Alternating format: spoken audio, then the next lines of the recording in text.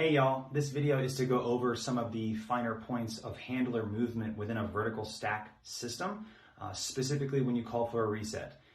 Now, everybody at some point becomes a handler, whether you prefer to be a cutter or a handler. Everybody becomes a handler as soon as you catch the Frisbee. So you need to be able to be familiar with both throwing the reset options and where to go as the reset option if you ever cycle in.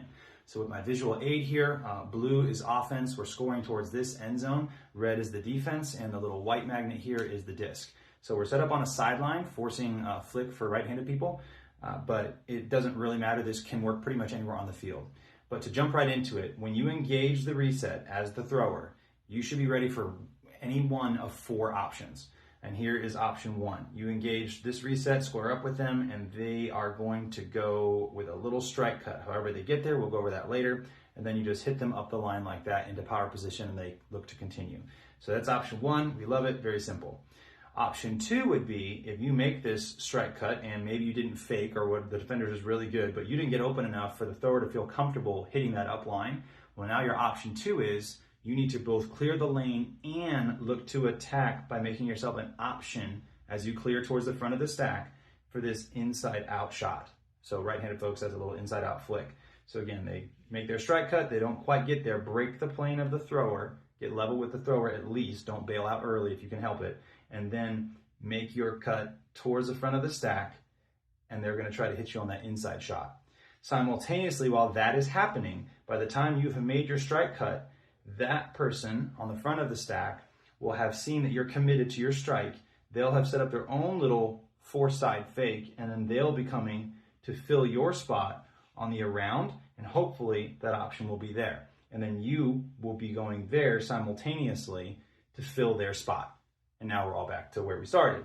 However, in an ideal world, what hopefully will happen is if you make this cut and get shut down, you start your clear cut, and it is a clear cut, you're an option, you want to be looking for it. And if they can't hit you there, this person comes down and the defender's trailing, they get the around.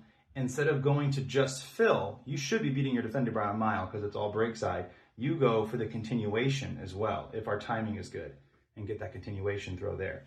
So those are the first three options. Option one is the strike, option two is the clear, option three is the fill from the front of the stack for that around look.